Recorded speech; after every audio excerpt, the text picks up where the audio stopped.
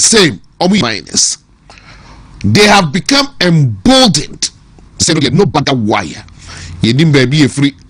So why na show kutupa? As he say, oh my Ghana etimono illegal minors na niya day. Obiaba na just obey mu hey. Obusubu say hey. Why na show mwachi? Why na show mwachi? And oma vem.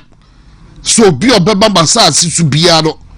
Oka hey busubu nyeri hey. And they, to the extent you saw some of the videos, Asrafo clamp down on illegal miners. I was a share for the way. Yay, and you to me ewa. And they na kosu. Make us near year tete. Bekwa humano so confirm. Se nipa baako ahwere nkwa. Ma we fidie no en haseya. And then, my Ghana, Yatimuno, Ibisi a selective justice. Obiye, dear Kohuse, or Yendis Nidia. I don't know, dear. We end this neon. Very good. Medova. Next time, I say, Buati. But so, Koya NPP ni. And now say beer or belong to any other party. Na omo pese omo di omo sakao. No mo chim raduma. Omo bechum ama. Where the power lies. And they enra yade WONTUMI TV and the lawyer echuchen komo and ne anopay WONTUMI TV and the lawyer echuchen komo and ne anopay na his name is Kwame Bafo Abroye, the Buno regional chairman of the NPP. And then what is police for asonimu na police for ensa ekani enra the lawyer cheap na anopay no kachire WONTUMI TV say o cheap na well hu ba bi o de no koshe after say obviously they no call NIB office whatever we cheap na na juni nyina we hu no de koda ya adechi na adechi ye hu ya ne say later on you be show footages no edi achino ye hu ya ne say the Buno regional chairman of the NPP your friend Kwame Bafo Abroye Black Maria bina enenam hui na car no the entire friend Black Maria every pamuni mejebre na machiro the entire car your friend Black Maria story it dates back into the 18 regarding a lady be a friend Maria Lee no Boston America who crowd the band my friend car Black Maria na way back in Nigeria for the more popularizing pa na be Black Maria enti I don't know a prison on wheels ISSLs me BISLs and I just say a city so it's a prison on wheels and your friend Black Maria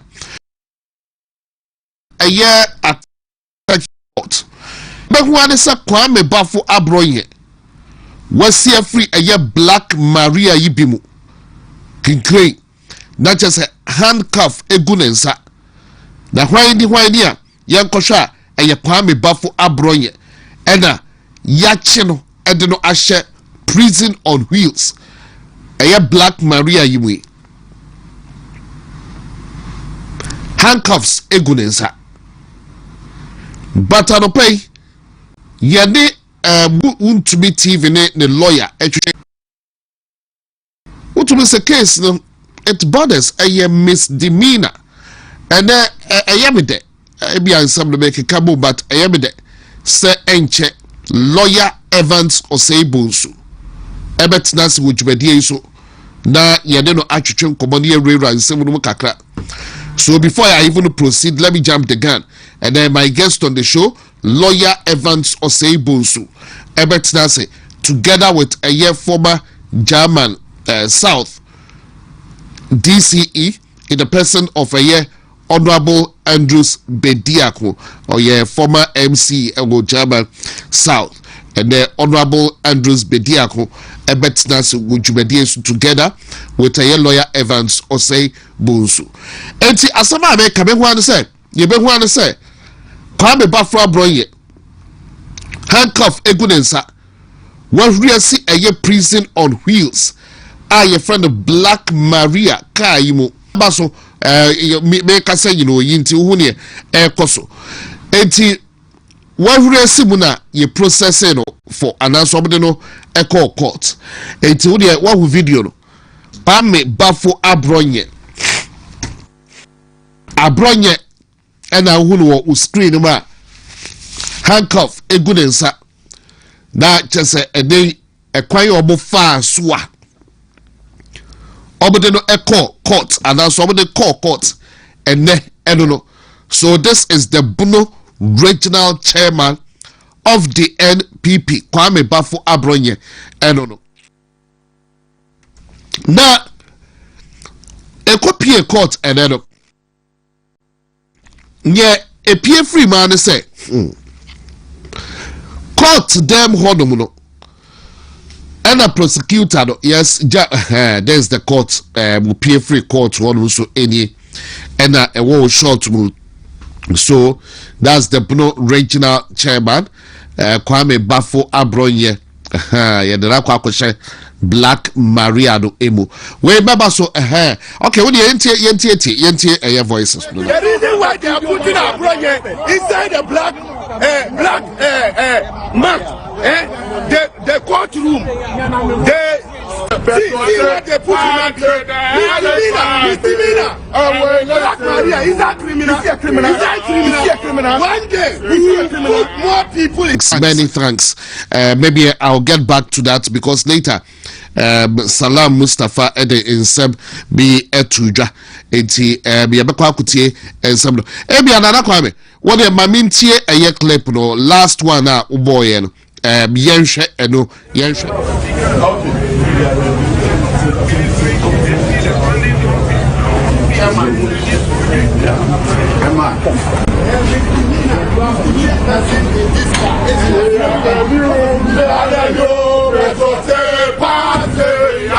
If you the video, you are denying the inside of the criminal. They say they don't have the video. The reason why they are putting Abronye inside the black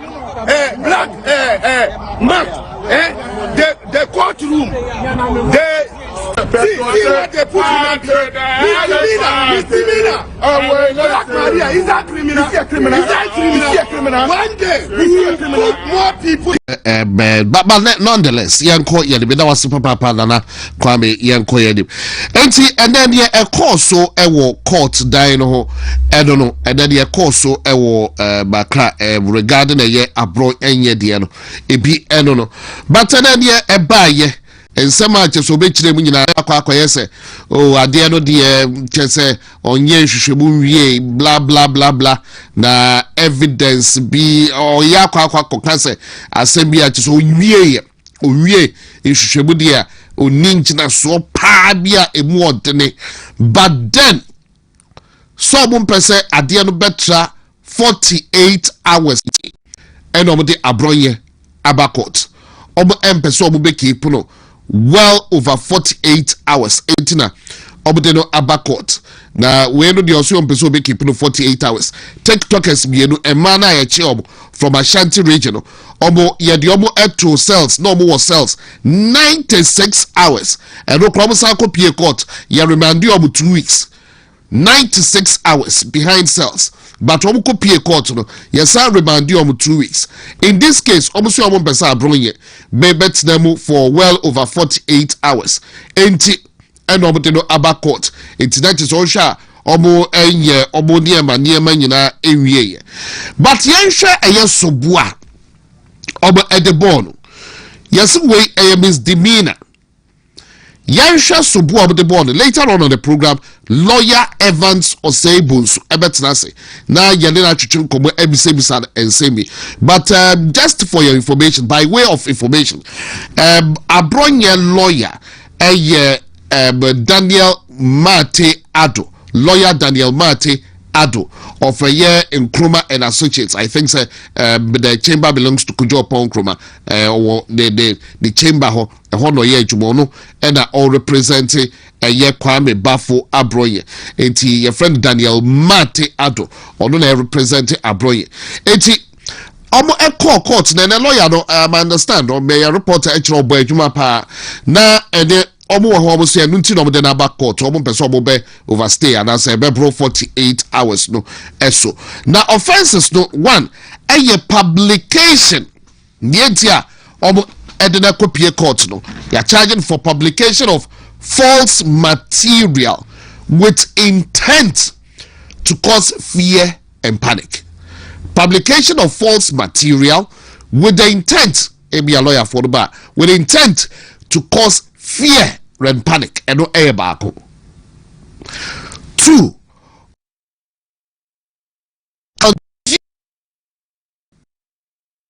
The breach of peace.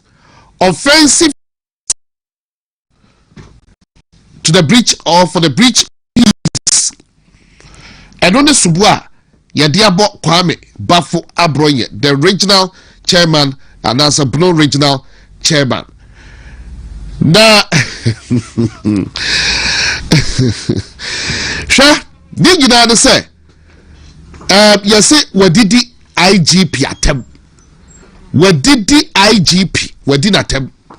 Etienne, me say, the original swab de body subu publication of false material with intent to cause fear and panic. 2. Offensive conduct conducive to the breach of a peace. Na assembly na sani wa utifio beti we did that. Na elsewhere na meka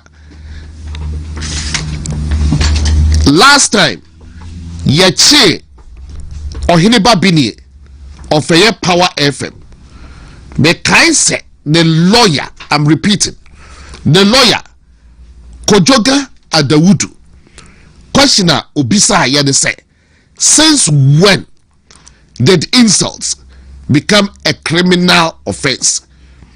Your constitution attempted the bay.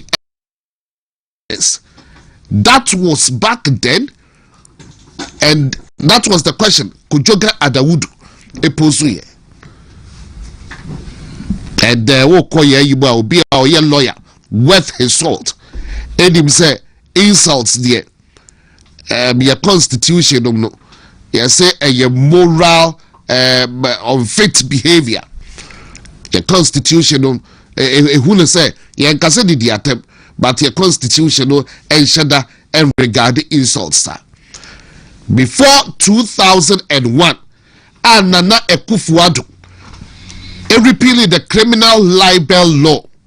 Before 2000 years, be a lawyer, Evans Tansi, I know I mentioned it.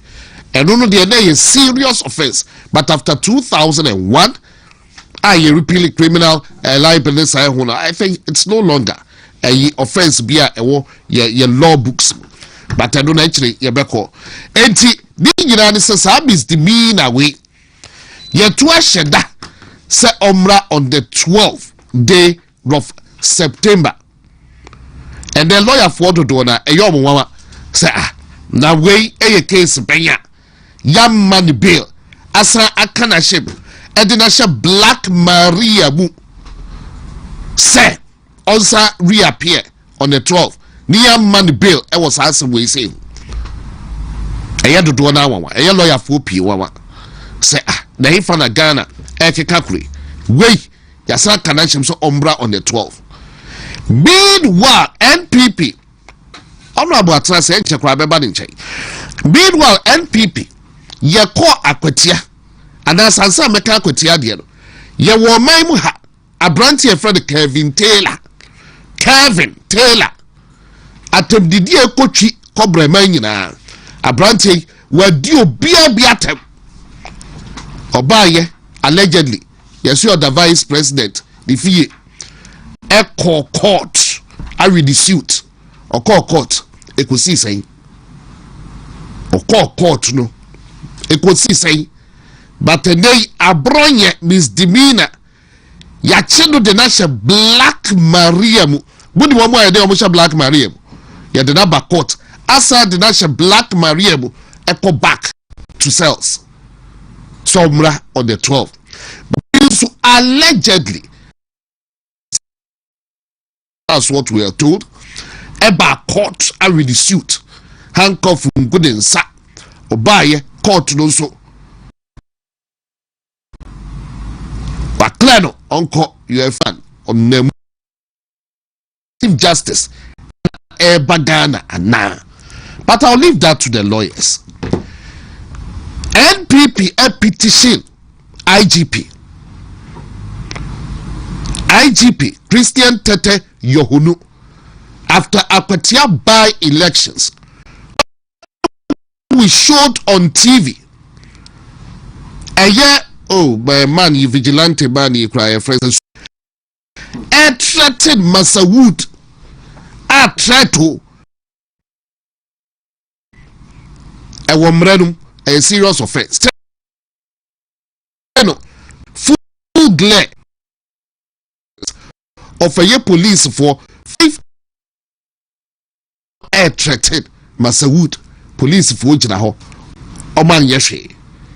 What the man yashe cry ya the petition about permanent Mr. IGP ya nka ebi abeka say ena oba baby we don't know but 5,500 policemen ya diom kwa akwatia ama azoka edinensa ewrewu bi hwemu wrewra na dia wajiobia ya say petition permanent yente ho she but misdemeanor we insult IGP that's what me I'm not for insults but where your law books so na enkohwe you say misdemeanor lawyer by baby son do a real enti there cost no there well you are the best judges, you Ghanaians are the best judges, but in China, Mema Nana Kwame a video be at the amame. Now I just received this from Nana B, and he writes quickly. Let me quickly run through it. Also, the hypocrisy and selective justice of the Ghana police must cease immediately, and I'll quickly run through it.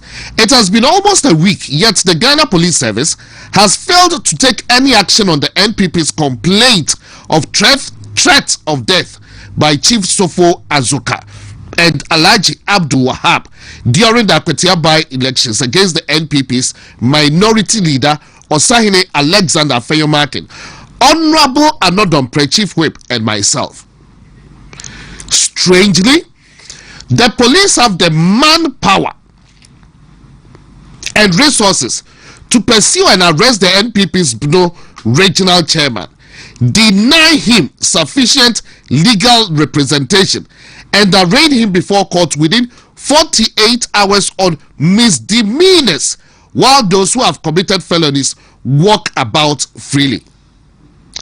The NPP has cautioned on multiple occasions about the selective justice being meted out by the Ghana Police Service and its seeming bias against the NPP. For the sake of the security of this country, the IGP must step down, and the Ghana Police Service must not allow itself to be used as an extension of the NDC's unwholesome political machinations. In the coming days, the NPP shall rise against such wanton display of selective justice, open bias against the NPP, and unfair application of the law. We have a democracy to protect. And I will read the last statement again. Also, in the coming days, this is the national organizer of the NPP. Nana B, and or yet the national organizer of the NPP. It's way and watch no the ababeto. Also in the coming days, organizer the Kasano be buabua a party for ano. In the coming days, the NPP shall rise against such wanton display of selective justice, open bias against the NPP, and unfair application of the law. We have a democracy to protect. And that's Henry Nana Boakye, the NPP national organizer.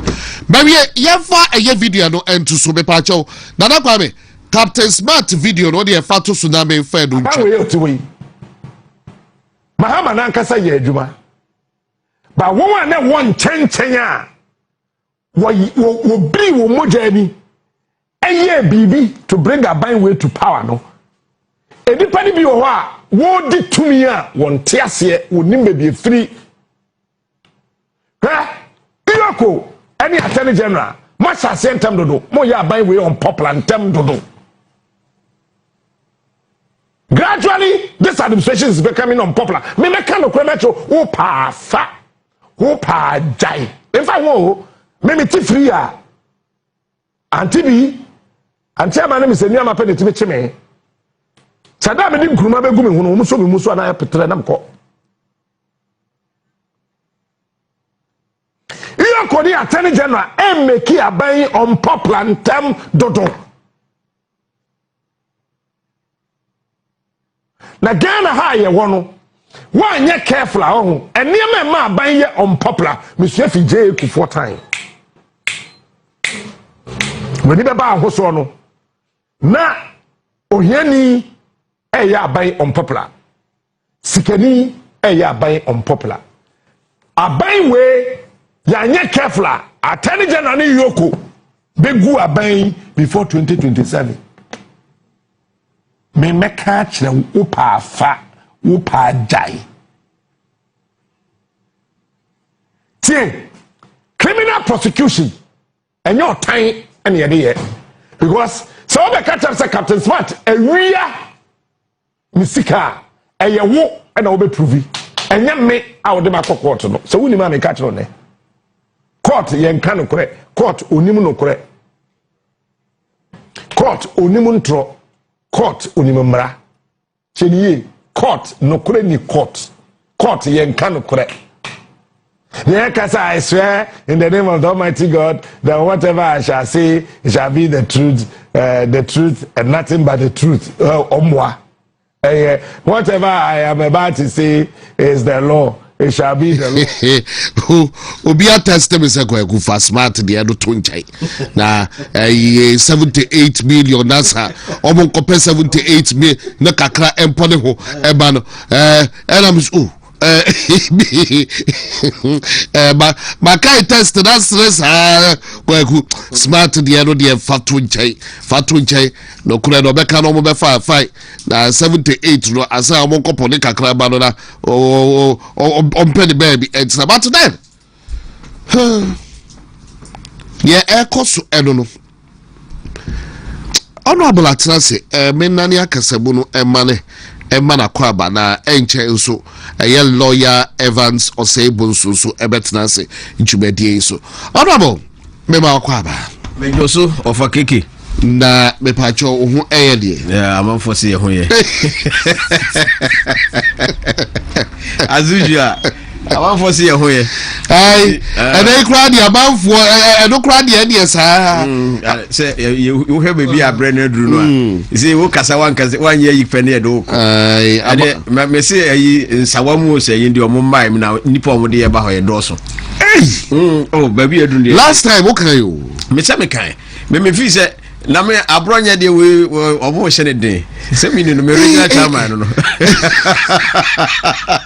we say na mo ko so jatadua na wo jatadua de yere se wa o ko ye dan ya untumi mfa ntumu ko si awie obeba na oba na wase asem no but abronya de enso na abronya bana power changing hands na unim say 2013 to 2017 na first John no Omuchine be 8 times o. Oh, okay, because I was sunyo. Tete yo hunu ya no uni se no original commander o sunyo. Oh, really? Dia abronya de ni pa no. It's tete yo hunu dia o de no. Oh yeah. Onim no. Obeya djuma osu ya de pay. Yeah, o kan se ma fa no onim de oka. Tete yo hunu no, I think say I'm sure he will go into the history books of this country as the worst ever IGP. I am here.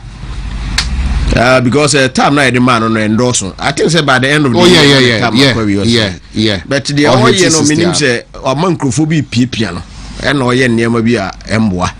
And I think say Juma we are offer ye Nkansah. Wouldn't dear a dampare a year no maimu. And a dampare a bunny din cranny part. Oh, na ye WONTUMI a now so crowd the be a one man media and Chabia T3 by 1 year be also.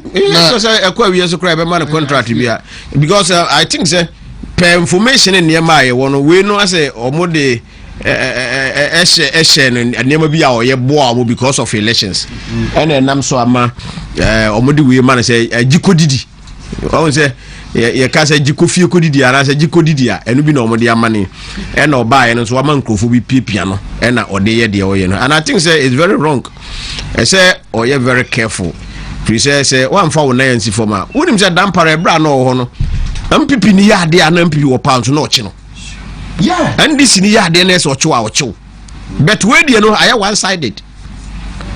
Of ade ya kra na say hwe sankofo ya ye ko Ablikuma na omukọ buo maame na wakumsin etietia no eye de omo ye ani nyina e na omo gya omo hu se e ho ana yetuminya omo pictures e na e ba abonten se sa amranti we na koye sa ne ma no sa vigilante for no so omo obi anim no yonko obi awunim obi afi number nti omo publish omo pictures e na police for no hu se asema ba e na omo di America no mbe ye press conference so they have been arrested.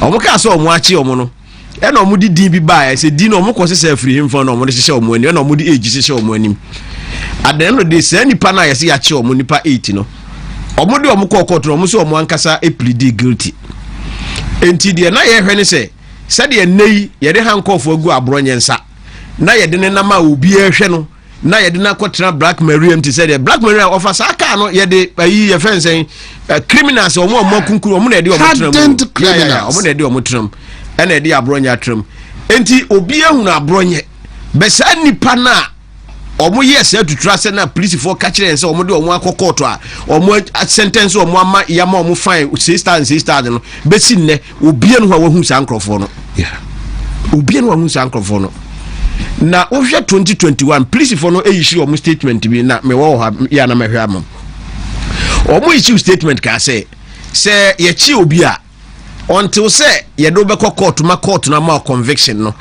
enya de say ye do picture e be ba abonten ne mundi ombe ne say omo do picture ba kwa na ye cover wanim na ye twa picture na de aba abonten. But currently what is happening say hwe MPP for na ya chi omo nyina no from say Obama so eko fanti comedy eba yenua maye ombechi omukumasi ena yankasa yenua ya no ye adwuma yenua ye adwuma wo hai omu nyina ye chi omu bia na ye dika twa o picture ene watare ne de ama NDC for no omu ahye omu hye wi a within best 30 minutes and say police for na sign the waba no omu akofa wanim.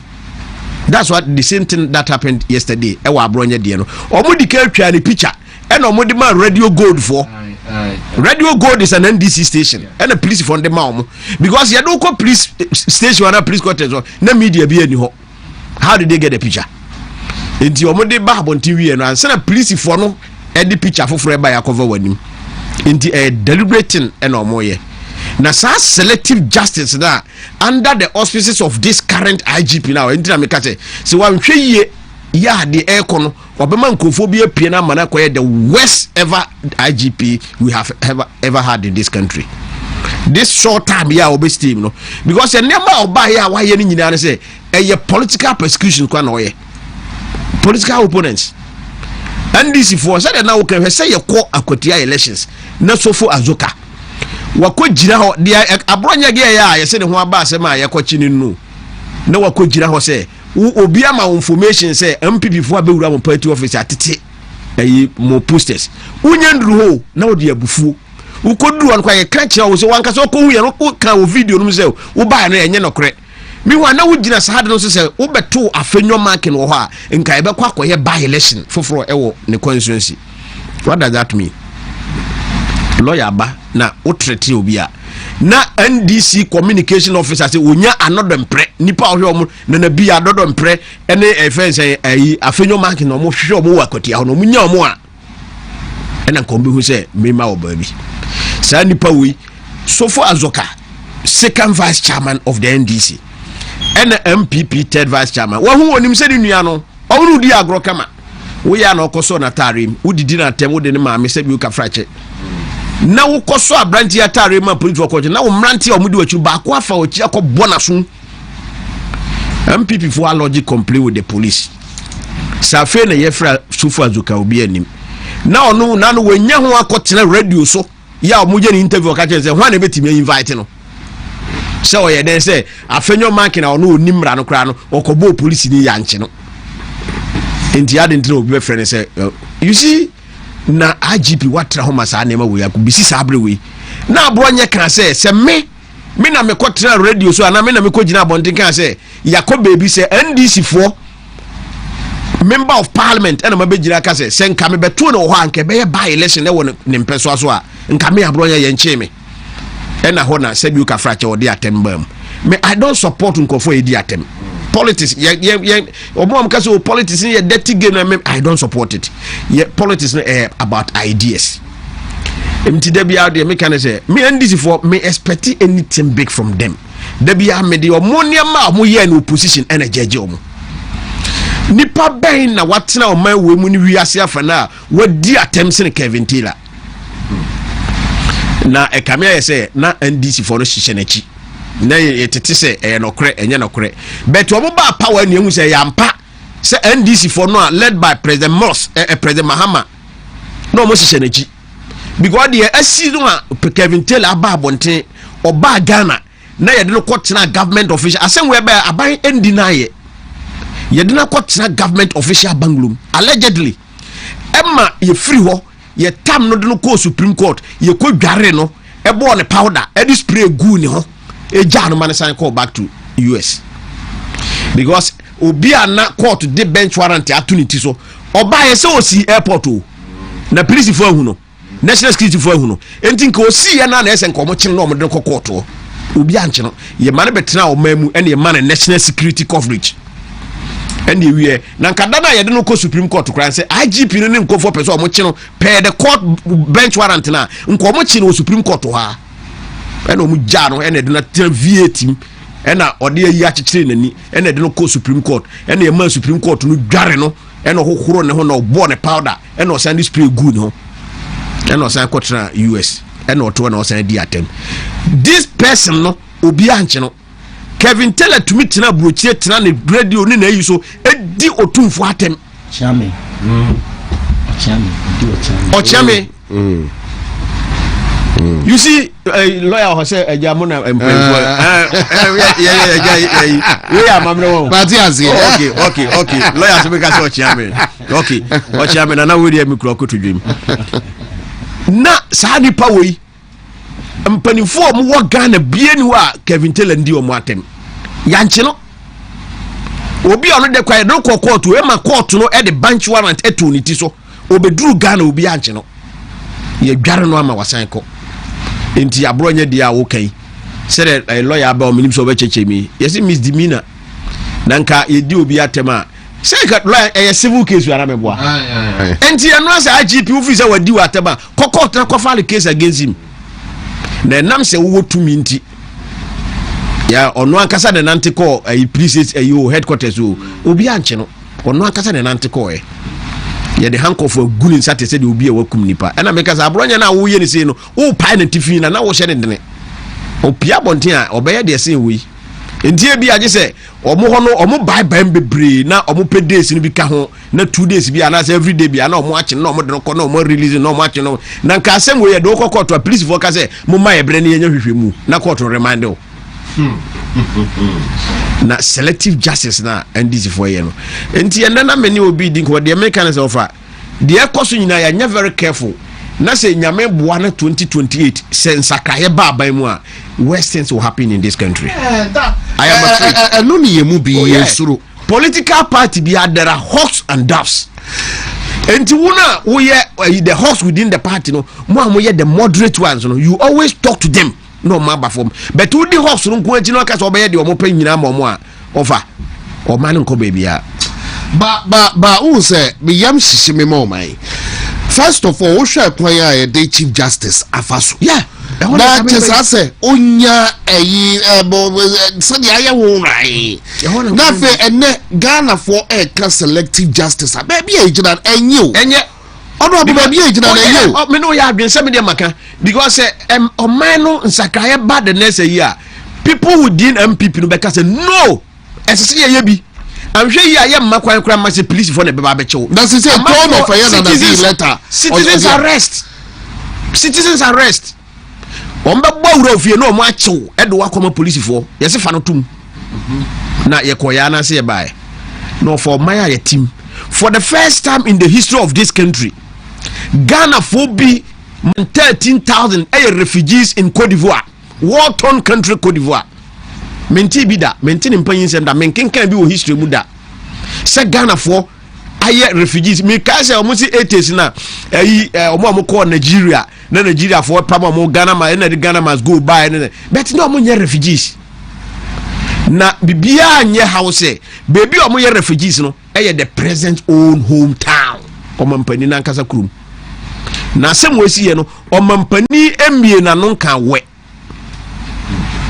So questions are not even say ade ana sip ayi fe say ayi northern region boko enam say na MPP aban wo ho na ba omia ye candidate nti ya de share ne koma even on mampani ote so ne no ye candidate no okoka bi mo de share ba omia kon say MPP aban ba asonwie ni Ghana NDC ba na asonwie o Ghana within the last 8 months ya mo ba power yi asonwie be na o Ghana enkrofo a yakum mo kura na yakum mo enti sa boko na eba ya na yesi ba omia na ye no enne president ukurom ena nkofo aye tu kotrafo no bi bisa se president na sha chiri ana question on na sha chiri enti se wo wi ofo nsa na wo hwe wo de enne na me hwe joy news munua mo ena honorable Muntaka interior minister or you be am respecting pa he's not like those NDC if on me you be am respecting but this one honorable you got it wrong. Okay, say about 60-something% of nipa na omo koye no omo asen back. Yeah. And a joy reporter no, joy news reporter no. O say onimba bi a minister nyansa information free. Omo checks omo aye ne say nipa na omo koye ebi wo ho a ebi mo ko western region. Ebi mo ba minimum omo ebi mo ti wanchi enra ye enra wanchi nipa be tere no omo awu afrim. Yes, e wo wanchi hospital. Ebi abetere wanchi, ebi abetere subiri su number 1 number 2. Ya ho nyina ya bunu region enti so akase o mo aba back to sola tuna kawa enya nokre o maskata obi wa on person ebi so ko the other side of the northern region enti se okase be 60-something% o mo aba back a onimba bi asa Africa na onya free o munya ma sola tuna kaba ho ena o ma boro ne munu de ya within o maskata bi ko western region and ebi mo aba bunu region. Now for the first time in the history of this country, IGP awotewa abronye yes usi wadi wa atem na wudi na chi awoche no na Ghana for year 2 kotena for mo akotena Cote d'Ivoire maimu more than 40,000 Ghanaians omo displaced 48,000 yes. 50,000 crap. Omo official figure say nipa 32 and yakum omo afrim meanwhile journalists omo what those areas ka chen say ebi mo ha omo wu wura ma omo ntumi account for them so they are not part of the official figures. Yes. Because ebi mo ko no nipa more than 48,000 now mo ko other countries no offer it is a VIP buses more than 500 years you will be ayema enti ebi fa fom yes ebi fa boat e ma boat no kwa ebi mmeme wonsuo so ma ebi mu efrim e wonsuo no so they will not be accounted for. And president and IGP weigh any concern to you. Abronya also with the IGP at them. Any dinechi. Na enti se ye koya na se ye buy. Sa na chichiro mai. Se IGP pa de bia ya magana fo nya gidie wonimu ama omampani na abo na baso ne yahu se waye adwuma onko back to Savannah region. Na Ghana fo a omoye omampani no ankasa ne krom bole ye kunkun krofo ama nkrofo bia no. He should go and bring all of them back from Cote d'Ivoire. Okuje to abrakwa obeka say enye IGP we ya na mo correct we na call bokwa ono say or promise you a job ono na mo tu ni tu no eye Christian okay nti me catch us say wan hwe yi a he will go into the history books as West IGP ever say me come in Cambodia.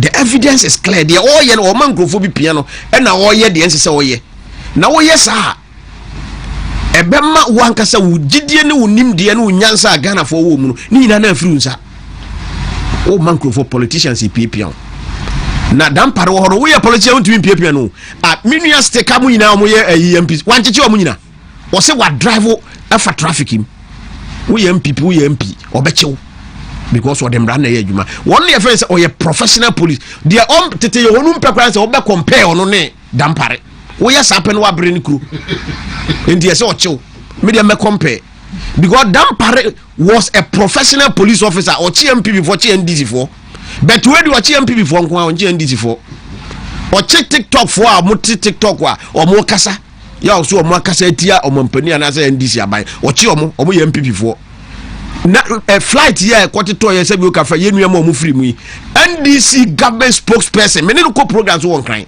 o trans ka say MPP for na de acid kogu machine num e ma machine kwatito ye say ni parada so ne nam Ghana ye nche no na me nua obetena radio so mo say wakoka say ye fence ye mi say o mampani say ni nya ntina ye che no na de o say onim say MPP for na de acid kogu machine mu a e ma machine tito ye na de ntina ye nche no yenche me NDC ni ba ko pa aban we ba o ma ache no wa ye bone ayache no enti for the last 8 months NDC ni bia anya bone wo Ghana ha say wo say na okay o si achi omukura no ni akata kata obanim o fa me say yanche omula yanche obia di omukata omanim kra yehunu bi yanche obia ye krokro de John e na omode ye na sa nkrofo na omo ye sa ade na omo fi so omo afa omo ho adi no omo ahohoro omo ho bet omo nya mfiri emre beba baby omo wo bia they will come back and face prosecution and this omo fi say omo de omo asie na ahane na omo atwa aguso ahane no the veil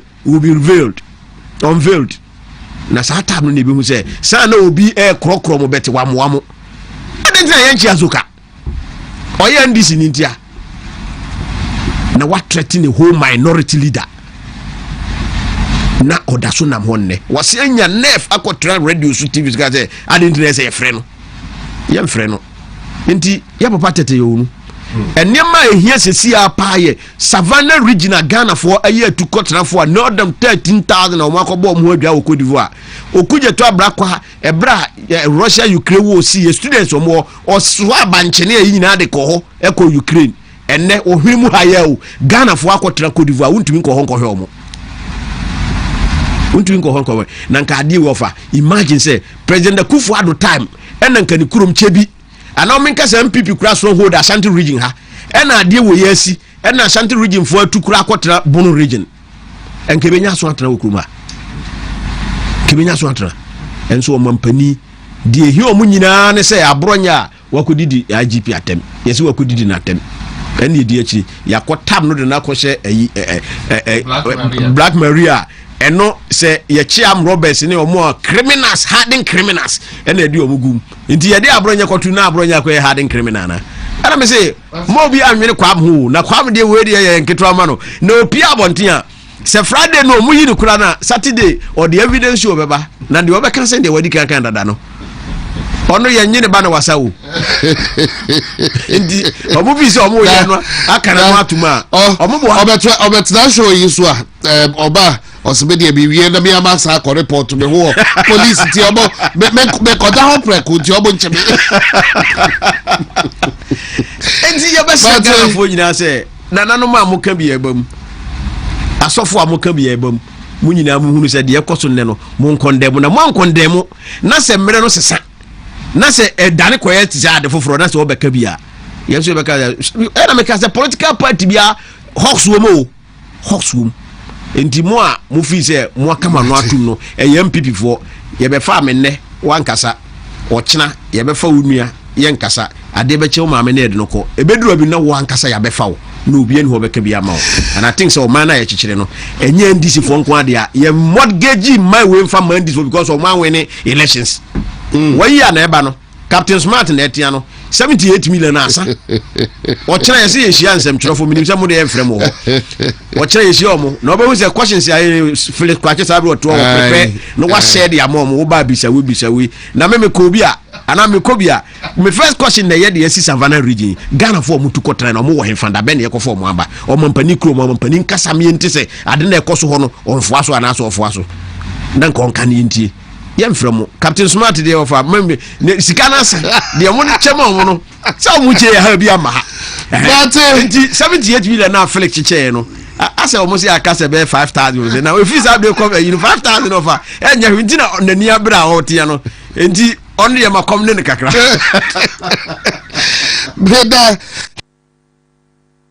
Beda se papa Honorable Andrews Bediako former MC for German South Coast Municipal the name ena what say make us say Lawyer Evans Osei Bonsu and so at Nase na member lawyer Akwaba na me call lawyer in China me say the last or tail end of a year nanabi the message was in the coming days the NPP shall rise against such wanton display of selective justice, open bias against the NPP, and unfair application of the law.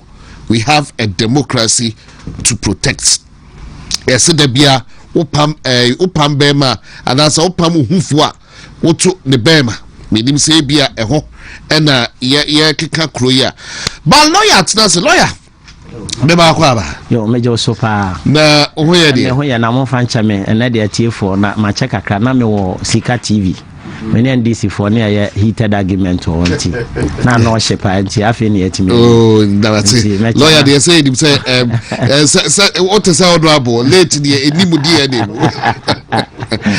It's me somehow, Kwaba. Major Sopa. But lawyer, Yatnasia, and they be a BSA selective justice, but yeah, the Kwame Bafwa bro ye Diana, yeah, share and then 3 days the yarn in TSA allegedly police phobia scaly will be wall a qualify in search of Kwame Bafwa bro ye na Musisa Bofi na videos footages were hobo scaly wall almost almost Kwame Bafwa bro ye Emra Anopa 10 o'clock.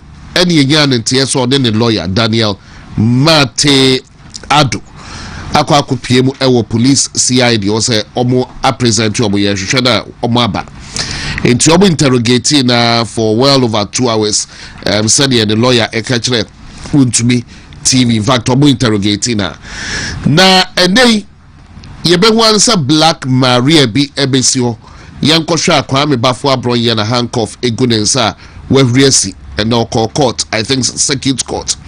Now, Subu Diabono. Yes, a publication of false material with intent to cause fear and panic. And after offensive conduct conducive is it to or for the breach of a year peace. Now, Ushema Yedi and Dimani say Ben Robo interrogating or Mubo video be in that said video. Ben person may repeat say what DIGP at them are calling the names. Or see already on Kai say Bia Waka Bibisa and yes, near Minim so patch doctors all day. But lawyer, Bibisa insults Abia Embranumuno insults Neho Croniba.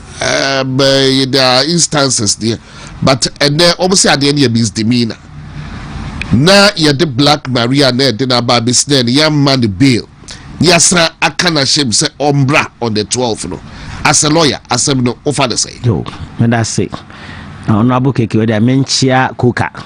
Now I'm wishing well, now I'm stressed on WONTUMI na onti emfesi odene ho kwa okay na omo nyina mo ne chidom na ene pa wo ma MPP wa Ashanti region no entimi ma come into fruition na machia na akwabo akontine so na bi obi amcha no mankeke ye nyina no you see before meba abronya de no me pese me make comment bi because bi ana entimi amba ansa na ma address abronya de no you see Justice Atuguba me didn't ho yaw yepa and I'm daring him to this afternoon.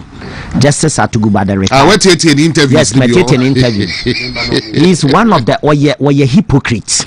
Yeah, me use that word to qualify. What's the man boss? The more would no na. You see, Justice Atuguba the oye no. We a clear indication say rule na no yetia MPP ni na ye clear say or said that aye deliberate. Now it was actuated the decision na oyusu na it was actuated by malice. Justice Atuguba or contradict on one Nkansah no. The interview be here and say some persons in the MPP have suggested that the party will reverse the decision and have threatened to take similar action against judicial officials should it return to power. A stance Justice Atuguba condemned as dangerous and politically reckless. In the NPP ba power, omuso mbetua NDC soka. Ewa de omudia chief justice no. Na ono sa asem o kan say e reckless, e dangerous statement no kan. Na yenhwe ade bi oba bewie no ehokra na esan ye mi ho Justice Atuguba na asan kan sem bi o say na wama ne ho aye me nwanwa asem wo ka kire ode bewie ne say de NDC ye ni nyina ye political manifesto omo manifesto de omo kan so ombe ye ana omo ye nti omo ye right so omo ye a retired Supreme Court judge, a statesman obi a ye nyina rely na ye pe adwenkyire bi a ye bekọ akodan no akogye na adwenkyire. Justice Atuguba asema okan say political manifesto ana omo deliver. Eti afan say MPP so chiro e won political manifesto mu say se ewini a ye betwa Justice Atuguba tia. Eti ewini a ni ti no o de beba ma yetwa. That is the question I'm asking Justice Atuguba. And such statement is uncalled for. Say MPP control won manifesto mu e say ono so Oba Chief Justice bia ye yini bia obeyi na firi ho Supreme Court judge BNDC appoint to bia no ono so ebe charge o stated misbehavior no de you firi ho a eno so mo kire o manifesto mu a na se nipa timi to aba ma o mo a eno no o mo ba no de ye adwuma de a ebe ye right ana so we ye retired justice na se o pese nipa bebredi ani de e fata de ma wa enye we na wasa wakasa. Meaning say what Justice Atuguba what can say we all are servants of the rules and we need to worship the rules. Now what can say a procedure and afaso and you remove Chief Justice into be any ho kwan say or kasa procedure and the obetimi afa so but so ofa procedure bi so na sa procedure na ofa na kwan a wo fa so emiti the dreams and the aspirations of the good people of Ghana there na procedure no den na wasom sa procedure no. Eti enye me nwanwa say Justice Atuguba now obeko bia na Supreme Court Justice Atuguba so and so application dismiss no dismiss MPP application we ye pure political thing na Justice Atuguba ye no ye NDC ni complete. Oh na ebia lawyer for the say amusa Yusuf facial I'm telling you ni no kasa ni any bibia say Justice Atuguba eti ene obi eni o MPP mo mbe obeying sort on but Justice Atuguba the button MPP for communicators must also face him squarely. Near to be man no because onye no say statement into the bebe bia no MPP for also must also give it to him. That's why say they were decided. I'm telling you we decided and they should also give it to him because that is the way a tangenta MC country near person yako. Now KK mean to see at already article 296 of the 1992 Constitution of the Republic of Ghana or say where in this constitution or in any other law, discretionary power is vested in any person or authority. The discretionary power shall be deemed to imply duty to be fair and candid. So, bebia constitution where you did to me bia ama obiano said to me no de year juma or authority now the year juma. I was said to me no what the pepe pay at the year ubia. Miniana kasa be brain to me person me call. Pepe pay nenti ya de MPP for Pepe pay ya de NDC for na. The question is His Excellency John Dramani Mahama was selecting a madi omashene yam. And omo nyane mane de o treaty womo a military star, Rambo star. You see, regardless of political party bia who belong to, And I will not sit here and endorse statement to be obibedi His Excellency John Dramani Mahama atem. And now obibedi His Excellency Nana Addo Dankwa Akufo-Addo atem. So udi atem na atem ye no enye kwampa so a. Me nua abronye ne kasa bi wo honoma ebi wo ha emfa kwam de wo si ye na eboro so. But se okasetia His Excellency John Dramani Mahama men support ana okasetia IGP na ye kwambone so a men support na mum so kire na adwene about IGP ekwan ya wo fa so dey serve this country and on all right because the fundamental right no inherent right no constitution na the amano na ye hwe mode am de kwa kire ye article 15 the dignity of all persons shall be inviolable. No person shall, whether or not he is arrested, restricted, or detained, be subjected to torture or other cruel, inhuman, or degrading treatment or punishment. In any case, I'm using a conditional statement. It says, Sabronye, simple nanutia, IGP, Savan, we that was here the Kofano, and Senate against Article 15(1), Clause 1 of the 1992 Constitution. Abronye wakuminipa. Abronye wa committee any first degree felony a year anasa capital punishment bina ana treasonable offense ben abronye a committee was say van we near the kofano, which sense against Article 15(1). In any case, IGP can have a personal cause of action against abronye. So if it's abronye did not tema or no kasa betimesi abronye e court because insult a civil matter obetimesi. Meaning I'm here to have a look at charge our the abono and to also peruse him and see whether or not same is in tandem with the enactment. Okay, publication of false material with intent to cause fear and panic and offensive conduct conducive is it Nkansah for or to the breach of AAP. So when you now enya misdemeanor, something that the law does not lean itself towards. Bibia Lord then he can say the law does not lean itself towards something which is what trifles. Adie bia ye nneman ketenkete e bia no law no consider no. In any case, yamfa say what say wa cause fear and panic. What was the statement?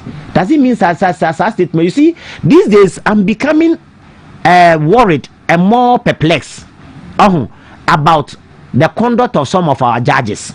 In fact, it is a matter before a court. Now, I'm not here to lambast any judge. Say me lambast judge. But these days, court adeke to be dobe one some say he said a flight risk so big and money bail. Then they keep on what trampling upon the right, fundamental right of individual. It ya choose my say dinner obey. So obey no ya the year punishment and many panana assessing. If you read Martin Pebu number 2 versus Attorney General number 2, one Supreme Court Ghana law report, that is 2015-2016 at page 171. Court to national kind say bail. It shouldn't be used as what punishment. It is a more be bail, you know. And yes, all the year punishment, not the be our continuous or the Nipan bed, a bishim. Abronye, Kwame Abronye, what you shall know Ghana Hanoma, but be and wow be Abronye. And today, I was a deny obey. Is it because only IGP and Yantiana? Is it because they be on it or minor president and Yasimbiana? And then I was here and Sanya many penny bill and I send me a money bill. The point is, I was say you use democratically what principles and your debu or minor. And yet, the Ufi sell better.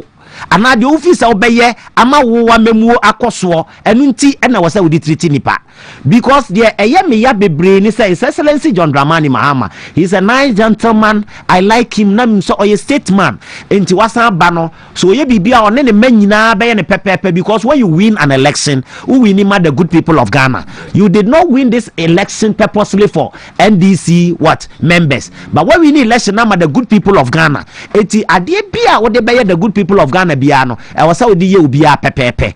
But when they reset here President Mahama or reset a section of it, a portion of it, now we jai a portion. The first reset our babaya and say ofiti prekupe ujai upuni ujai Collins Dauda ujai ato forcing ujai governor of Bank of Ghana ujeja omunyina reset no MPP ni ben ba ko ben na womu. So is he telling me say MPP for no muni case wo court wa na we say omunsu eja o mana. So in any case say ujai obi e wo court na wiye kwachi obi di ni begina court wa wan kasa wonam utibu a kire wo sen se enipa mienu aye bone omu nyina na wuti fi baako no omu nyina so ye wo ma ana wa yato abama na wo hwe omo so nti so ye abusua panyina na se wo obaye bone wa abusua ni mu a na abusua no de onya wo ba nso ye bone wa mu a o ba ne de waka na se oyam ba de onya wo ba ne de o wi a o se yamfa ne nkonko gina court omu ora na omte ye no hwan MPP ni ben ana political party ben na ya jano ana political party ben na ya che no ye musa sa obeba enipa omokokwache ne na anu ya woye different political party no ya fa say LPG Kofi Apalo omokokwache no eti ye ni NDC fo a ewo oman mu a omaye bone ye ni NDC fo a omo ho ewo nka na in any case government official 1 and official 2 bass no so sika na fa ya abrochire yebu afo no no ni nyina no yesi OSP na de aba aban ne so bana nko pepepa pese Ghana ye nsatimi ka yesika bia ka ne so nkonti ora no mo nsa nkofa omu anhwehwem ade am amemu na ekoso yi you see so we read the 1992 constitution, the preamble or see we the good people of Ghana in the name of God give to ourselves this particular constitution which shall secure our freedom, personal liberty, rule of law, fundamental human right. Nina won't be and the fundamental human right pepe no de mai it was so afnemuka say obe protect the fundamental human right of every individual in this country no so fundamental human right no eno ne say yachi obi a no obi de ya no ba political party bi de ono nko ye ya ne akwakoche no political vendetta Eruna, His Excellency John Dramani Mahama, or the year Juma. And another Biameka say, and yet democracy no the year Juma, but the constitution talks about democracy, but the Mahama the anocracy, and the Bua Mino. It yenfe who say, Abronya Minka say untimin tran, Edientina, is see who quite say untimin tone some fre Abronya. Eso Omra me answer question. Adentina Azuka. Ejina Hoka say, Obemia ye by election, ewo. Afenyo markings ne constituency bebesi sene sa akwa ne yentimi kwankwache no otimi mi ogina on organizer bio sese ono so bie na no ka se obema na ye cemetery na obi ka so be mo bia ye cemetery ebesi sene sa nipa na yakwa akwache na na ana yakwache ni mpo a modu be ne de kwache wo no ye invite no but obi de ye kwa na ye de tuo na akwa akofa no ena meti yi enkame aye se metime PS abontene ne de tuo ana ye de ba beche me bone be no maye efi se oman ba me kama adwene na freedom of speech na me kire ma adwene se bibi nkoso yie e wo mamu nti ne de ahunuhuna na journalist for omu aye be form appointment ne atu sika ma ne am appointment se de ombe ka oma no atumu omu ntimi nkansa bi na ye de ama omu se de omu ntimi nkasa ye wia na nipa bi a ye fi se oka kabi ma minka bi na okire na adwene na yaye mmara so ato wo se information bia obi obetimi aka but se wo kan ye nkase bia kokasa tia obi so bi mpa kasa ne se ye na mfa kwampapa so a ye to ye sa ne de afre no ne de mra adi ne se de fata eni sa abronya mpo ka asem bi ne sa asem ne ya tanie ne sa asem na akọ tell you fear and panic to prove it in court enye easy. What's the idea of fear and panic? Can the prosecution go to court? Obetima provide the evidence to indicate, to show that say public no a cause of fear and panic. And when the cause of fear and panic too, a cause of fear and panic my IGP ana. Can IGP come and mount the witness box for him to be cross-examined? Say ye busa no question atoto na no say causing fear and panic be na cause one so. IGP wo me or accoutrement, wo military accoutrement, wo police accoutrement. Enyina no fear and panic be na cause wo mu. And now His Excellency John Dramani Mahama, the President of the Republic, fear and panic be na akoso wonimu. Eti ebetimi de His Excellency abefra daka ese na lawyer for ntoto na no ana. Ana kwaduni na obo kwadu no. Eye mere averment a wo make your court to say causing fear and panic. Statement no kind no causing fear and panic. Who is the complainant in that case? That is so. So the complainant is the witness. Yes. You can say a complainant or a star witness. That complainant has to come and mount the witness box. Oh, yes, for him to be cross-examined.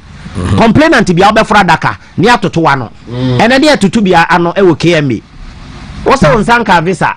Obiaje visa the amount and visa ni refuse. What then crate benina visa non so be anyone ma refusal letter ka ho. Information you want from Canadian embassy say the visa is still pending. So cross examination says you know you the hwe so a pa no ntimi answer. I put it to you. I say even the visa I also open on Canadian is still pending. And per where is the beta wo the aba no? E say the visa is still what pending. And there is no refusal letter wo the aba. Na eden ade nipa ne begina court say wadi usika. So wo kwadu boni no any power be report you or the never fraud that come across examine. It in this case there must be a complaint. There must be a complainant, identifiable complainant, and that complainant must also be a witness. In that case, that complainant must also be a witness. So it will get to a time they will serve a disclosure. So you will serve disclosures now, and when your friend all exculpatory evidence. All exculpatory evidence. So, who's a lawyer because exculpatory evidence? Excess some crata documenta or the mano ama alessi on any case and answer etimi ama approve su case no odini nyina bema accused person no a we gina dakem no enti exculpatory evidence no why na oye witness woman oye complainant say akoso fear and panic. Na public why na etimi abasa abronye statement na okan no akoso fear and panic. If you read evidence at section 179 to 81, the senses must be able to prove, perceive. The senses must be able to perceive all 5 senses. No, it will say to me perceive. It must be able to see. It must be able to prove. As I deal with it is not about a mere averment. And according to the major labi versus labi. As a proof is a preponderance of what evidence. And yes, of it ya can now do one no akoka. Takradi flour mills. Court to can say proof a preponderance of evidence. Huru versus Richard. Supreme Court can say proof is a preponderance of evidence. It's not a mere averment. So the one no. Say, because of fear and panic. Now we are. I'm seeing say, be now it is a punishment they are giving to that person. But they are using that court. What I do know, they say prosecution. They say, oh, as on shadow ninja so, but to say 48 hours, no percent, that back court, blah blah blah. What is the essence of this? In fact, all the justices, anyone more court or they should be mindful of all these things. You see, the continuous pre-trial detention of an accused without any justifiable reason is a ground for bail to be considered. Continuous pre-trial detention of an accused without any justifiable reasons is what? Is a condition for bail to be granted. So now the accused person be a do pre-trial ye guswa ye nyanko asemi na nkasemu na ugusu say continuously who detaining na eno ye ground e was say court to me consider edema bail. And the court said it in a Republic versus what Gabriel I've forgotten the other name. When I remember I will tell you. The court stated the position of the law clearly. Separate trial, continuous pre-trial detention of an accused person without any justifiable reasons, a ground for bail to be considered. Eti kwembe so ana wo be prove fear and panic. Now why never for that no? No actually say fear and panic be akonumu. You see the way a manner IGP beba be for daka. Do you think say the whole IGP abe for daka? Na TikTokers ne niama ensem churofo nyina na edane so na lawyer for toto na no edro. Let me tell you, the lawyers are not easy to be overcome. Say lawyer ni gina ono toto wa no emfa ni say easy e meye gaga say obetimi aye. The moment the document is put before the lawyer no kwa obefa so obese o case no obese no. What you say? So they should be mindful of all these things. They know all these things. At the end of the day o me fradaka. At the end of the day IGP o mako. At the end of the day power lies. And no maker say when it happens like that, it is not about democracy, but it is what about anocracy. Anocracy, ANOCRACY, anocracy. Democracy ne kakra features ne kakra. No I say use what autocracy. And what do you know nipa? And that is typical of His Excellency John Dramani Mahama Amemu. He's a nice gentleman. I love him as a former president, as a current president. As a waba na inse o minus and abesha nsa ni nim die so. Eno na wo hwe ekwan a wafa so a wo de di o man so ache nyina na otumi say the good people of Ghana they love him. I mean say he's a nice gentleman. Yama na kwanya no ko be reset no aye ne say ejapa a odo ne man nyina. But enye say wo de wani besi ora ye hwe. O ma ye invite wo mu nyina e opposition party for nkwa. NDC for di bone o mu nya bi wa ha. Eti NDC for boni omadi na omai mu obi anim emu hwan na ora na to ne nsa afre no emu hwan na police for afre no emu hwan na Euroko for afre no emu hwan na special prosecutor afre no emu hwan ana police ato ye nsa de afre no. But only one political party and as opposition parties no omo na His Excellency John Dramani Mahama eto ne nsa afre omo na party because omo so ba omo be ye bia Justice Atuguba what get the guts to tell the good people of Ghana say adeɛ no very nonsensical adeɛ ɔmo ka no adwene bi anim and say what you use all sort of English. But the point is Justice Atuguba and the MPP for catcher and says MPP for we need power. Almost obey the same thing. Normally the Beko manifesto. Say manifesto and they implemented there. And the good people of Ghana and the MPP for catcher almost say the way a manner His Excellency John Dramani Mahama administration and the opposition party no. Almost they will apply same mutatis mutandis with necessary corrections and necessary amendment. And when the time comes, that's a power almost to me. And whether we like it or yes, one day MPP will win power. Whether forget about whether 2028, whether 20, MPP will win power. So when MPP come back to power, then let's take it say MPP and now they are Ghana for them WONTUMI biom. Let's say 2 minutes abe MPP and some biom dia. Then at the end of the day, and MPP for no the same way MPP so be bi. Na no never say Justice Atuguba. Me hwe ne say nyame mo ano no ntena senyini nche. Na so be ba be ka say the NDC for ye na wo manifesto mti the MPP so ba obe no ye manifesto ma. And na make say MPP ko cho won manifesto say obeche Justice Atuguba atwaniti a eti ye manifesto mti e was ye deliver na e betwaniti na. Is that the question? Because the answer he has provided, I'm asking him that question, and I need an answer within or less than 24 hours. He should give me an answer. But lawyer taka anocracy. Mean reading way or say anocracy or semi-democracy is a form of government that is loosely defined as part democracy and part dictatorship, or as a regime that mixes democratic with autocratic features. It's Okofeda or Bema example of a Bema, or is it Bayama? No example anyhow. It's what says a lawyer anocracy, not just a semi-democracy, not just a don't answer democracy, kakra dictatorship, kakra. I kakra so na ya mixing the bieno. And no President John Dramani Mahama. Now I don't know me baby because dance I know cockroach. Me say bia wakoshian baby na the second coming. That is Russia. Uganda ne Russia no me ade na ohunu sa ne ma. Idi amin no dada no na obe hunu sa ne ma we. So it's a Ghana democracy no or smaya kakra na dictatorial rule.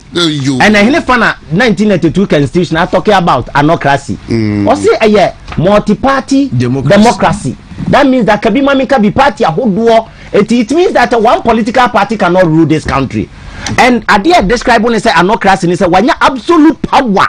Ama absolute power no overwhelming majority in parliament. O wie no kwa wasa enter into judiciary asa kwaji WONTUMI eyi di oda no na sa afiri ho soldier say eda soldier form penifo wa yi omu nyina afiri ho CEO remove wamo directors we remove wamo eto ono nko ayen fama no justice pega kan in his dissenting view Amidu versus President Kofo or say power is dispersed among the three arms of government, not to your harmony, but to the harmony of the good people of Ghana. Power ni ache, ama three arms of government, and you will DNT, but say Ghana. But what is strategic? EBA or said that plan say no, send your can legislature don't fight. It's your more dominating. Executive so dominating. Executive. You will be everyone. That will be chief justice. Yes.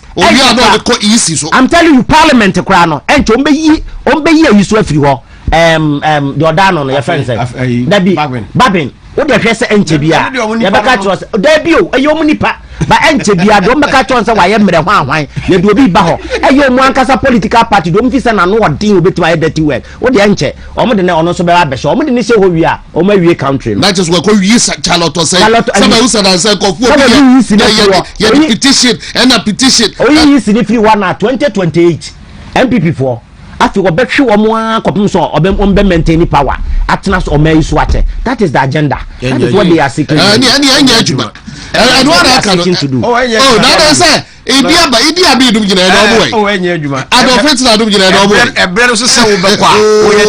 when the people decide. Oh yeah, and they should forget it.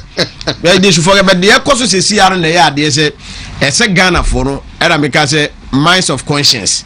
Esi nyina ye hunu se because o man nye baako fo dia se ya nhwe ni ye na ye tena se ne ye kase o omo no mo anwe ne power enti enya omo a because I quite lawyers they okay onim said 1992 ye to parliament ko MPP fo anko ye boy ko to ye ba 96 the na ye ni soja aban na net so but ye ko ya 2002 be win the power so when Ghanaians decide say baby edru no wo be ko a no matter what I know they want to be no matter what you live and ye ma o gab no so a overwhelming majority and the votes no one kasa hwe kura wutumi uye hu bibia na enye yie because they see 2016 say ye nyina yenim de esi ya na yenim say omampani mahama na onye na dwen so be hand over but we have vote difference na ba parliament more than 160 something against would ye na uye hu bibia na enye yie when the odds are against you eno de duru a lawyer ne de oboa omoye den kra ombeko but they say hu ni say ofa me de ha me kese pass si ya de ekoso a nipa ne bebre ha say yehu hwe a yenkasa no that is what my problem is.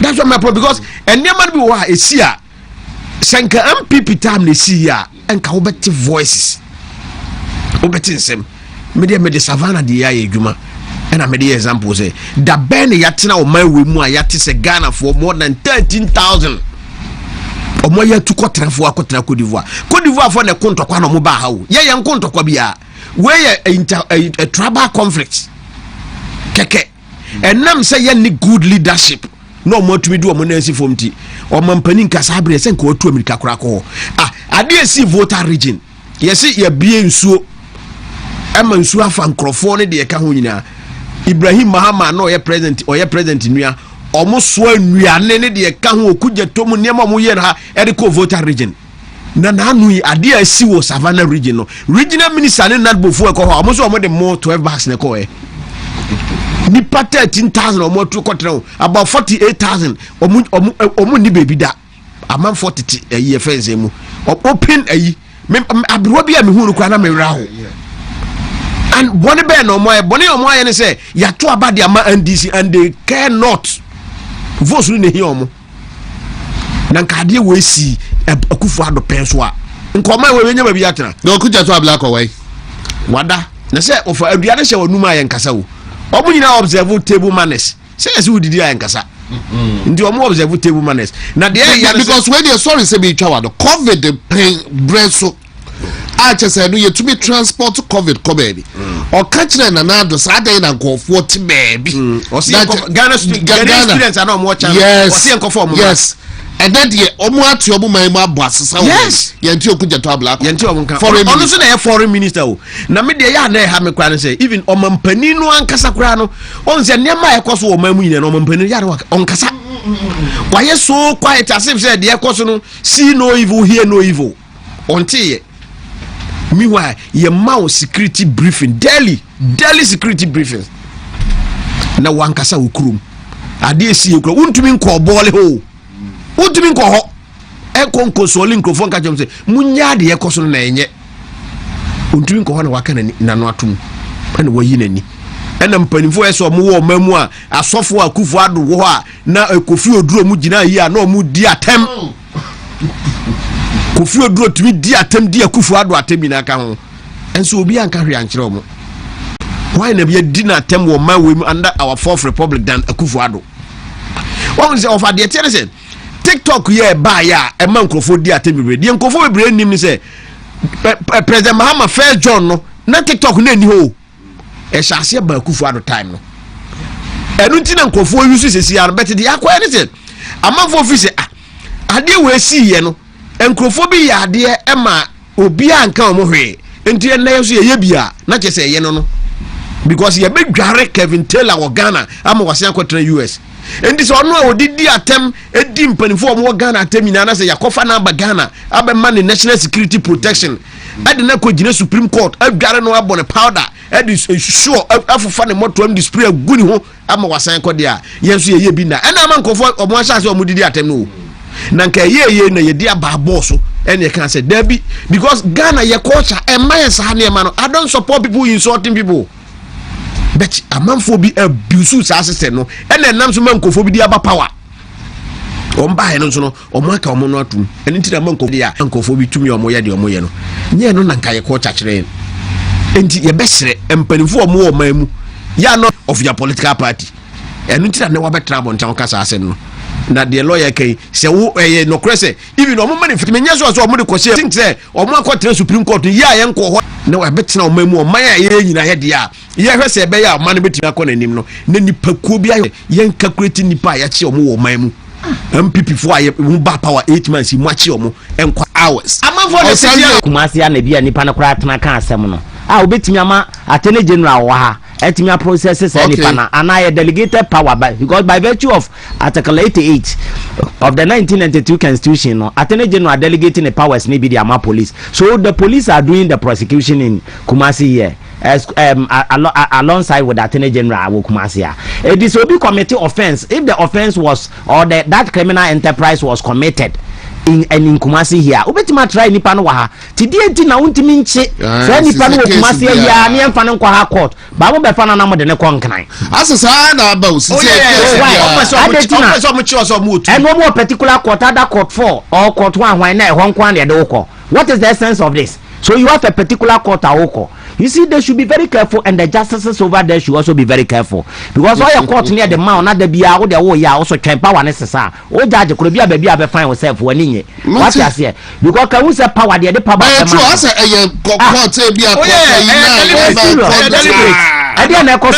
Say Chief Justice, we are acting Chief Justice, or by no issue statement. Say even cases here, a war, even the lower court, say, in respect of Chief Justice, we dear no.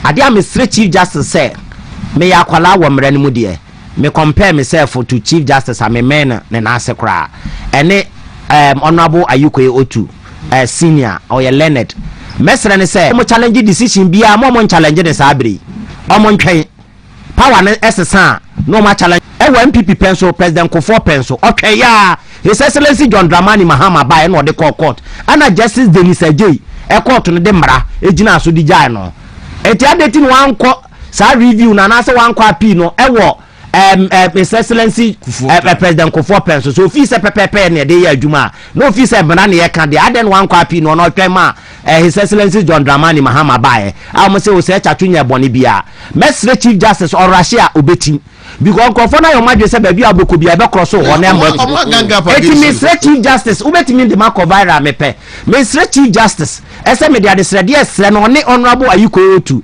mamo Russia kra en challenge committee no a decision because our committee minimum so much challenge decision na on be win because there was supervisory court to be our supervisors our committee no et committee the inferior committee and the high court it was supervisory jurisdiction over that committee et woman train na MPP mra power or ba normal challenges our decision no na decision no mu win na akwase de committee ni kan na that the president kan nyina na akwase ewia no mo so reinstate Chief Justice na sad na be chief dia no mo tua na entitlement nyina ama no because if you do me I do you, God no go vex. Okay honorable Bem, okay but who the member honorable baby ba honorable Pancho so na enti offer say ye nyina e betra o mamu na ye fi say the perpere ye be ye adwuma enko ma ye be kwa anim na sa selective justice na aban we buy ya ode say the make one say sa nkwala mba yo minu e be form ha ko yi na hwe ye nu agenkwa e be chi no adwe so na ye nimba bi ye de na afampu ye de no ko na abronya ono akasa na mi wa makohri wo gbokura ba wo ye nu abofie na pekwa mo fa so me wo ho na me gua yi anka me wotu anka me fa because they were acting as armed robbers. Armed robbers nanti we ni police fo aye soma mo so mo nkoye adwuma na kwanye fa so say munim say abronya shefi mo koye so mo koye abronya ni ho ono ade ne ho aba oba wi ana say nti hankof mo mfa mu ni sa na eno nche se mo otumi ana abronya odwane asan kwa ma police na Kevin Taylor na hankof go na sa abronya yo bia wo na wunya no me hu ade bi wo online me nyini say ye nokre na me nyini say minister ne betimi akasa me hu ade bi a o mo say Minister of Chieftaincy na atro say Domaine is as powerful as Otumfo. Otumfo is not above it. I don't think say I don't think say I don't think say because government position government will never do that. I don't think His Excellency John Dramani will do that. On life one way. That was not what he said. Ahmed is and omo ya dia omo nyene but omo ya dia mo mfa asem bi nkoshe His Excellency John Dramani Mahama. And no sir na minister no sir I don't think the president will do that. somebody I respect a lot. He's one of the finest ministers, and I say NDC for me. They say the name Kamunta Kadie. Then when they get it wrong, we tell them this one they got it wrong.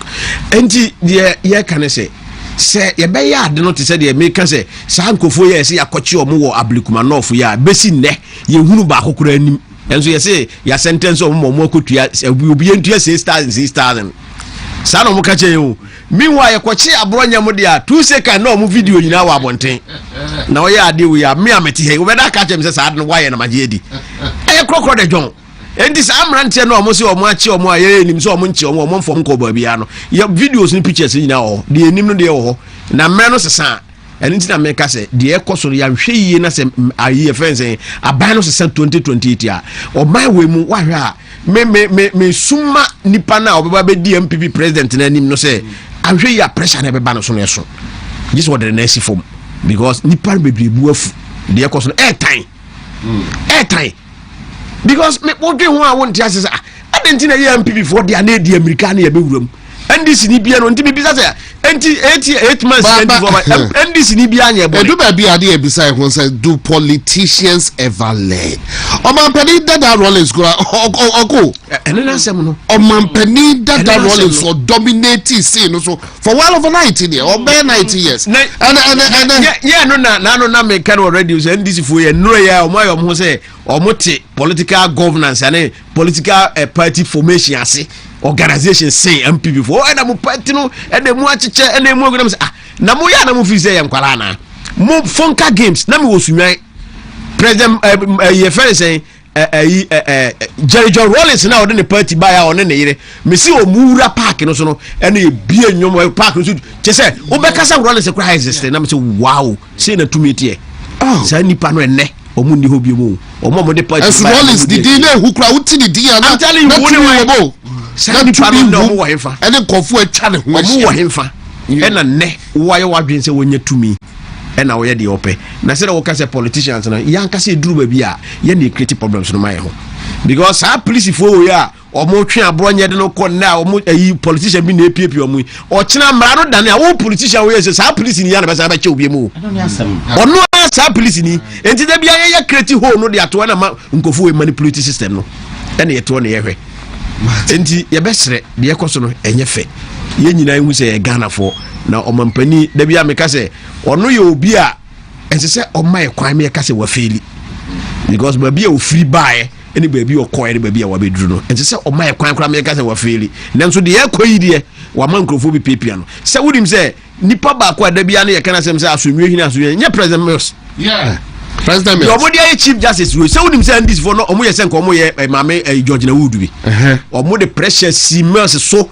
e ma si wonyino ubeka the famous there are so many ways to kill the cat yes Fabreji and the kofa buy am I a cat hunter yes until president do I look like or Chile president Mahama yes or press conference enubi ena ko bi fi agba NDC journalist okobi say president Mills say dia watetene say mo pese amanfo say onyi chief justice ma menum free ho na odo no say abrante come ena oyi ni spell no say do I look like a cat hunter yes anti politics so ye woni pa bi ho a because nam say president Mills on na oye lawyer yes nti o say oye sad na emwa political interference yes of article 1 nti wanye but president Mahama won say on crofo no bia omo ye the hawks within your party no omo the pressure ma wa ese otumi do na asi form e ka chom say no honorable message wa no ni ebia enche ye sorry the late Mills asema na okay elsewhere no me can baby say there was just gent by a friend high priest na mekai ebribi obetna Fox FM studios na akoye discussion say yana ba akoka say Danado the members akoye say apotro say dey and on also can say President Mills it look like chimpanzee what kind of police for the so the say say insult the late Mills and the cancer there be but the President Mahama yente the cancer dey okay they be on cancer see nothing and one say namusa enti NDC for ne chief justice no there omo de anya first time ni omo mpe judicial no nimu ahwe sa na omo te because omo 80s ya unim say judges be say omo kum omo de ntino judicial no there omo mpe no enti nya maame we nkwa na omo de ta na omo de ta George na Wood President Kufuor time and oyi maame no on by omo yokwa bia say person ko omo yi no bet most e de na see form e na WONTUMI aye but dey me den say na no ye say won say Kabila or the revolution abase even Charlotte was say da bi omo dey example say omo yi no say even NDC Samolofu so ampofo ya no ye omo chairman e ko di adansi tia Charlotte say omo yi no free ho so yeah Samolofu the records are there ono ankasa ko di adansi say ye nyi Charlotte say free ho because that Charlotte na ye na adwen say oyi ni deputies me nto no di adansi tia ni deputies me ni say ye nyi omo free ho na nka ono anko atrase e na fofi ya nto ata na omo miense nyina enti obi obeka say Akufo-Addo na yi omo ankasa ne tu omo amana omo akwa na born no charge e ne deputies mienu na born no charge na omo kodam enti NDC chairman say oka hu bi no omo yi Charlotte say oka hu odi adanse tia no so omo yi no but ye be lawyer yeah sorry Jubedie so and I think say SMP na be yaka na bia but question back one na me bisa just for clarification Chief Justice the entitlement no Nsabeka because but who say ho no do ba bia na akoye Excellency Boating sorry his lordship Akwasi Boating okay denu judge bia ebra na company bi Kwaku bi adwuma wo denu a ehun sika bi one registrar bi de koto wo account oyusu sika no na omo fine stated misbehavior yedi kan kra suspending no na sa amre kra no mpo no wo retirement na lawyer forecast an entitlement yam fama no kra no retirement no mka kire say at the time e suspended ni nyina no na information pende enti court no Supreme Court to asem no twene say enya de an entitlement by virtue of article 155 clause 2 and as say no ye de man enye yi eti wasake no suspend no remove no dismiss no enya de Chief Justice one touching eti wabregu kwa you see they've made Chief Justice they've made nonsense of everything all the achievement of the Chief Justice including a professional certificate everything the only thing Chief Justice can do now is obefane ne wig ne na ya se no ase se wa ba courtroom te se de me lawyer ya me hyehyɛ me ho ana me court no that is the only thing left the Chief Justice say when timi anya sika bi anto dada de a na che say Chief Justice there fi se o call school e hye ase esu anhoma e be ye no Chief Justice o ma ye no koyoto Ebtina make us a Chief Justice including obey a member of the Supreme Court nyina wa ye ni useless. Because I'm taking a cue from the case of what Justice Boating. They retire on their salaries. And a two entitlement. But the same thing happened to Justice Boating. Brown no offense ikano. Ede wasani sire mona court ne find guilty no. Some rempono retire akotene fie. Ansa no obeje the entitlement o. Omo ka say enam subsequent case na the board na odi for ninti no. Ne suspend at the time e suspend ni nyina no. Oni ho kwan say oje entitlement bi. Eno nipa mu take decision na Justice Atuguba ka ho. Ana Justice Sofa Yakufu no mu nyina da e panel wo ayine so bi. Eni sa o mu nyina na omu buati a Justice Boating. And I'm taking a cue from a decided cases. It means that Chief Justice they've made nonsense of every achievement, everything throughout in the life. Ya wo no as we go school be a lawyer no and then the shebre aban bi atase ne shebre wa fa ne bibia ni ho an nsabeka na ese maame no okofie na se obehwe ne nananom ana se obehwe ne ma na chese se odumfo bi anom na maame ni ne hweje eti dia meme kan se the lawyer for ento womobo no mo ntwen kopim se aban bi besesa ansa no ma challenge decision no mo challenge decision na me wogidie say high court was supervisory jurisdiction over that inferior committee na edi asem no na de omde ye bia o man fa fairness anye bia no fairness no ye kan olo mu or the Otaram part-time rule the principle of what fair hearing so one for fair hearing anye obi dia one of the cardinal principles the why ye bia why ye agu e ba so mbetimi akọ excess of powers no munyae they can use special right to quash it ade bi o ma ye bia na dache but Justice Atuguba wedding gomo na beka wo si petition bia mra bia di hoduma ya allow what's manifesto wo di say manifesto one petition na 5 by recommendation omo the one the come say mra bia di hoduma ya allow say petition bia no yenya ne simultaneously so omo nyina ya ade a ase ya obi wo mumu na ono atuwe so ono so no present ko benya Chief Justice and wanya bia oh yes ya ono ne wasa nkofo mu omo ana Justice Fuamane acting chief justice nyina no mu nyina bafo boni mu nyina no mu ho no omo ye senior enti no mu nim say senior duru so na na do dan kwakofa maame no enti ne tese omu nyina wo so omo gange against the woman ye make sure say remove kra dia ne yesa bre wase say when entitlement nyina won sanka ya ye useless ba maame no I'm telling you to nya abotra ne nsabeka when MPP wins power they will bring back the woman emra no nipa na sesa no nipa na me papa na ka o si nipa na ma no nsia enti do mo si o mo ye mra foforo se kwan o be fa so ye be dendere se o be yichi enye nipa na ye emra no ye la sesa no kra yeso ye ba yeso ye Vito be sa ada Vito power so ni ho what's the sani asesa you go in cycle sa ye wie but the lawyer Evans Osei Bonsu better was papa and you bring so Honorable Andrews Bediako, a former MC for a year German South municipal no better opening so as a papa. Eti badase na a gas to earth Nancy Nature Medics Consult omo earth Nancy na omo abeboyen komo but answer member gas to abemuno. Good evening to you, Dr. Evans Kwaf. You bring me na Evans Kwaf enche month of October. Baby, I do the Yahian Paibo 6 to a year 12 October. Paibo change pa. Paibo the Yamu or Maido Ehiam Paibo pa cleansing. Enti and also Edruha Yabebo Diana ya Chiwajuli so Katachi team. And also good evening to you as TV North Katachi in team. Good evening to you. But right about now, Felix Atnase represented Nature Medics Consult, a year producers of a year Gasto mixture benzo plus the a year Prostaplax mixture. Yeah, Joe. Now we Yanko Pardon me pa. Yeah,